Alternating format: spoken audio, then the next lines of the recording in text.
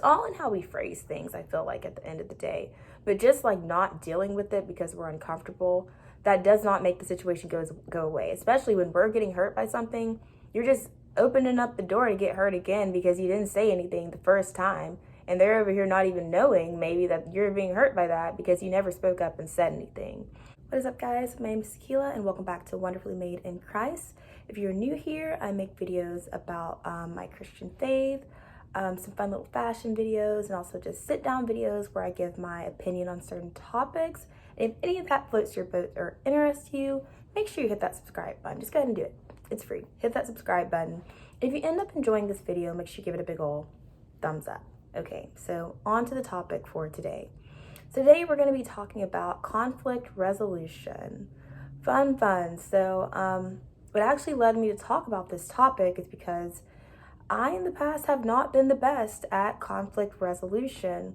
When conflict comes up, instead of wanting to, especially when it's with another person, instead of wanting to confront it head on, a lot of times I will want to just run away, let the problem go away on its own, and just ultimately not deal with it. But today we're going to be talking about some healthy ways of how to deal with conflict, because inevitably conflict is a part of life.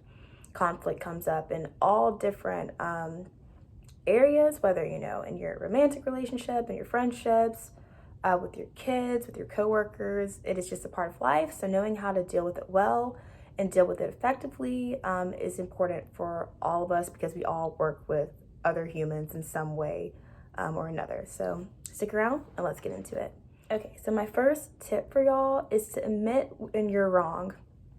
And I know for some of us out there, that's hard for us to do, but we really do have to get out of this victim mentality. I feel like that's been a very hot topic lately. A lot of people have talked about victim mentality, how to not always play the victim card or the victim role and all that and things like that. But it's true, like a lot of times we only see things from our point of view, and sometimes it's hard and it like pokes, or we can let it poke I guess at our security a little bit when we're the one who's wrong. Like it hurts our pride basically. But at the end of the day, if you're a human, you're going to be wrong about something. Like I'm wrong about a lot of things, and it's taken me kind of a while to get to that point, to be comfortable like admitting that I am wrong in a lot of situations. Like I mess up, but that's okay. Like we're humans. Like eventually you're going to be like on the other end, and someone's going to like do you wrong like as well. Like we all mess up as humans. So take the time to, if you were the one who was wrong in the situation and you know you were wrong, instead of trying to convince yourself of like how you were right or all the different ways that you were right, just like be upfront about it. Like take ownership and like admit that you were wrong. And a lot of times, like when you're willing to admit that you were wrong, instead of coming from a place of defense, like the other person's going to be more willing to actually listen to you and like hear what you had to say, because you actually took the time to like humble yourself and admit that you were wrong. And so let's move right along to my second point. My second point is to acknowledge the other person and actually be willing to see things from their point of view. So there's times, where we really are wrong, but because, we're so blinded like by ourselves and like our own self-righteousness that, we don't see how we're wrong. And then there's other times where maybe we were actually right, or we were partially right. And because of that, we are kind of just fixated on like making ourselves feel good by just standing on the fact that we were right in a situation, that we're not willing even to hear the other person out. So be willing to hear the other person out. Like it all comes down to, I feel like, treat others how you would want to be treated. If you were on the other side of the situation, on the opposite side, like you would want someone to hear you out to actually hear your opinion. And it shouldn't matter whether you like agree with their opinion or not, or if you think it's a good idea or not. Just, I feel like giving people the due diligence of actually taking the time to listen to them goes a long way. And through that, I feel like you can actually have a productive conversation, because like when you're really in your emotions about something, it's easy to allow things like to get heated, and you're not able to sit down and actually rationally think about what the person is having to say. And sometimes when you do that, you actually can gain something from what they're saying, even if it's something you don't necessarily agree with. Like, you can realize, oh, like, okay, I don't agree with most of this, but I kind of understand more so now after taking the time to actually maybe calm down and hear the other person out. Like, I see where they're coming from now, instead of just kind of like blowing them off or just like dismissing them. So always, I would say, take the time to actually hear out the other side and listen to the other person. Give them the due diligence that you want by actually listening to the person that you're having some type of conflict with. Okay.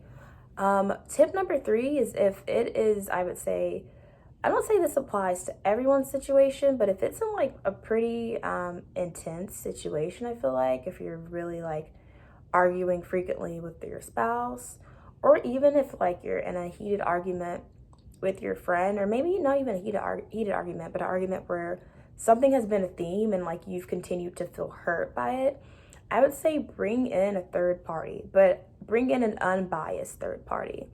So when we're hurt, like, it's easy to run to the people that are like closest to us. So like our other friends, like our parents, and like other people in our lives that are close to us. And I feel like there definitely is a time and a place for that. There's a time and a place to express how you're feeling to those in your life that love you and care about you. But also when it comes to like conflict resolution between two people, sometimes it's you're not going to get an unbiased opinion if you go to the person that you're close to. So if you go to, like your mom or like your close friend, try to bring them in the midst, it's like more than likely they're going to take your side. So I would say, if maybe y'all have a mutual friend that y'all can confide in, maybe it would be good to like bring them in and have them kind of like be the middle person between y'all. Or if like you're a part of a church and like it's something that like the situation has maybe gone beyond the two of you, whether it's with a friendship or with something else, I would say maybe bring in like an elder in your church and like confide in them and talk to them about the situation that's going on. Just hear that wisdom from them. Or just like anyone else that you feel like maybe knows both the two of you, and like in your heart and in your spirit, this person isn't going to be likely to like play favorites. So I would say, and also therapy. So if you're married, or I mean, I would say number one, like if you're married, because that's, obviously like at a different level. If you're having a lot of conflict in your marriage, maybe if it continues to happen frequently and you're not, arguing well and you're not reconciling and it's getting out of hand, maybe bring like a therapist or a counselor in there who was paid to like have an unbiased opinion and it's going to hear both of y'all out. Because like a lot of times, I know a lot of people say this, but a lot of times like when you get into like a relationship with someone, I feel like the issues aren't, necessarily like couple issues. It's single people issues, but that you did not deal with it, like in your singleness. And now it's all coming out and manifesting now that you're married.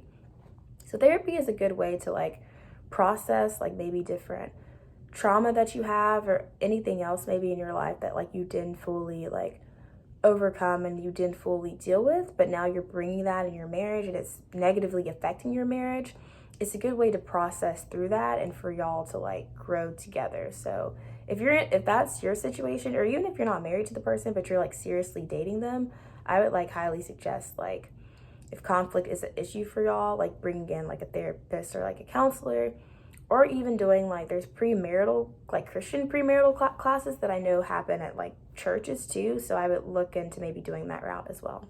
Tip number 2 is to don't run from it. This is probably one of my biggest issues. As I said before, like when conflict comes up, like it's easier for me sometimes to like think the situation will go away by itself, because I don't like conflict. I don't like dealing with it. I don't like the uncomfortability that comes with it.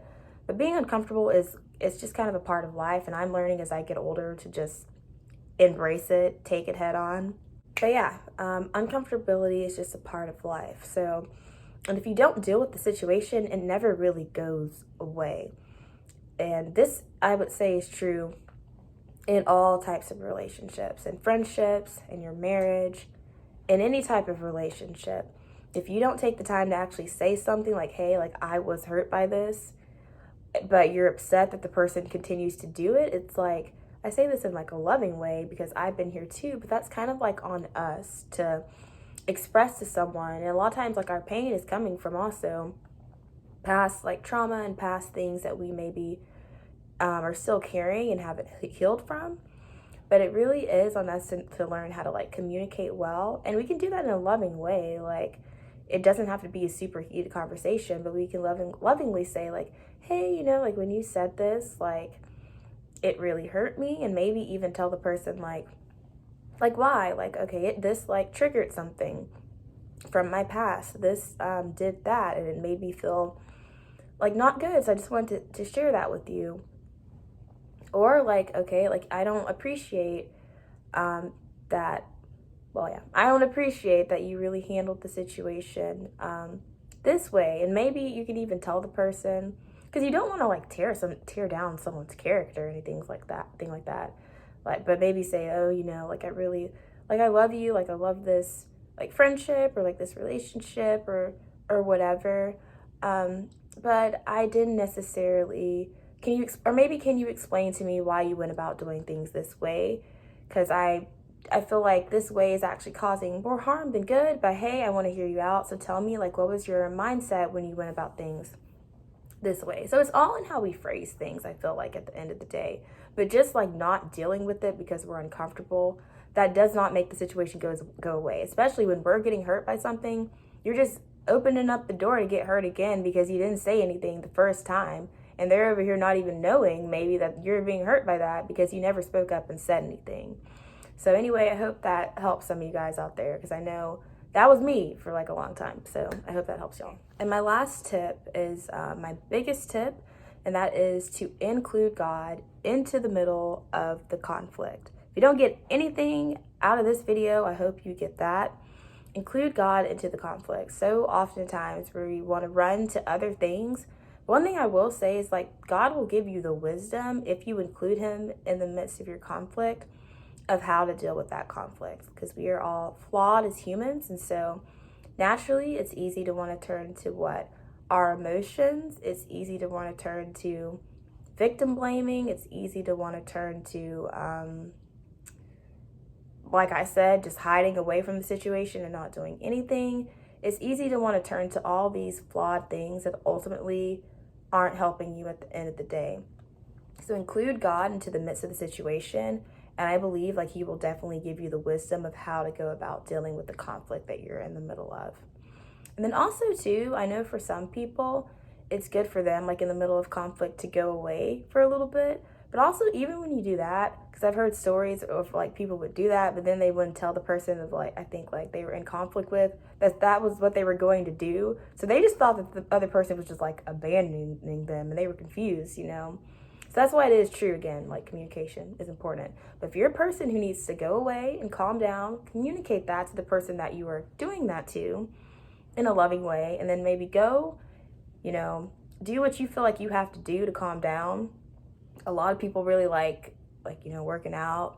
That's good for a lot of people. Get out some pent up aggression. But also, take the time to like read the Bible, because for us as believers, we know that like the Bible, when others maybe won't confront us or like convict us of our sin or our negative part in things, God will. And so I feel like through that, God will show you like the part in the situation that maybe like you were wrong in and that you have to take ownership of. And then you're able to come to the situation, hopefully more at peace, more grounded, and more with a clear focus of like your part and your role in the situation and how to move forward and to for the situation to be resolved. So anyway, those are my tips for y'all. I hope you liked it. If you did, actually take the time to like this video. If this was helpful for y'all in any way, if you feel like this will help you with conflict resolution in the future, take the time to actually like this video. It definitely helps me and helps this channel out a lot. And until next time, remember guys that you are fearfully and wonderfully made. Also, stick around if you like this stuff. Subscribe to the channel. Anyway, until next time guys, remember that you're fearfully and wonderfully made. I love y'all. Bye.